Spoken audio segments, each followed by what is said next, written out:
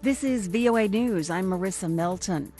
U.S. President Donald Trump on Sunday said that for many years Mexico has not been cooperative to curb the surge of migrants traveling through it to reach the United States. He said he believes a new agreement will alleviate the problem. AP's Ben Thomas reports. In a series of Sunday morning tweets, President Trump hails Mexico's commitment, but says if for some unknown reason such cooperation fails, we can always go back to our previous, very profitable position on tariffs. On Fox News Sunday, Acting Secretary of Homeland Security Kevin McAleenan underscored the point. There's a mechanism to make sure that they do what they've promised to do, that there's an actual result, that we see a vast reduction in those numbers. Mexico's U.S. Ambassador Martha Barcena Coqui tells CBS's Face the Nation the U.S., Mexico, and Central American nations are all working together on the migrant crisis. We will continue to have technical talks almost weekly and then to evaluate constantly what is going on in these 90 days. Ben Thomas, Washington.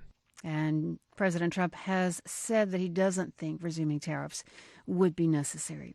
U.S. Representative David Cicilline has defended remarks by House Speaker Nancy Pelosi that she did not want to see President Trump impeached, but rather imprisoned. Cicilline told Fox News on Sunday he has no difficulty with that statement. He noted that during the presidential campaign, candidate Donald Trump called for the imprisonment of former Secretary of State and New York Senator Hillary Clinton. These are criminal acts, obstruction of justice, clearly impeachable offenses.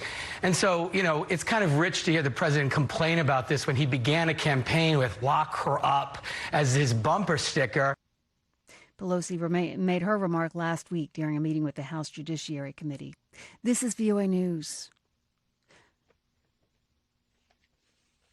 A lawyer for a prominent Russian journalist detained on drug charges in Moscow has filed a complaint with the country's top investigative body, saying police used violence against him while he was in custody.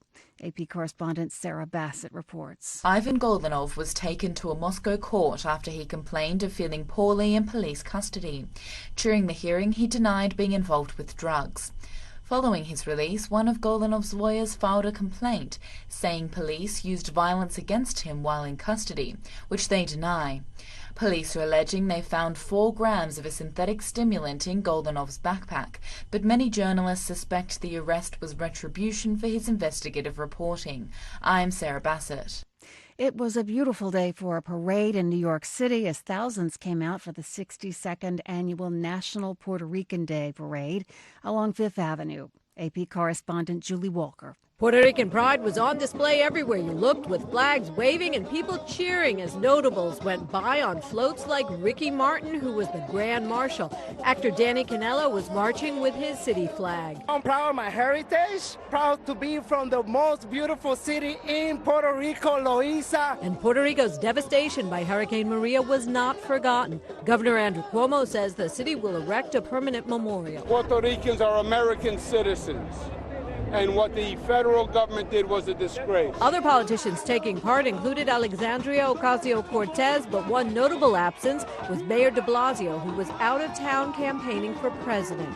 At the Puerto Rican Day Parade, I'm Julie Walker. On Saturday in Washington, D.C., hundreds of people ran from a public park where the D.C. Pride celebration was being staged. They feared a gunman had opened fire. A man was arrested on charges of weapons possession and disorderly conduct after he threatened another person with a BB gun, which is a type of air gun that shoots very small pellets designed to hit birds. As it turned out, 7 people were injured from the crush of crowds fleeing the scene. Thousands of people crossed from Venezuela into Colombia Saturday to buy food and medicine after Venezuelan President Nicolas Maduro reopened the border between the two countries. It had been shut tight for 4 months. A flood of people seized the opportunity to cross into Colombia to pick up supplies that are no longer available in Venezuela. Venezuela's borders with Aruba, Bonaire, Curacao, and Brazil were also closed in February when the political opposition tried to deliver food and humanitarian aid to the people of Venezuela. You've been listening to VOA News. I'm Marissa Melton.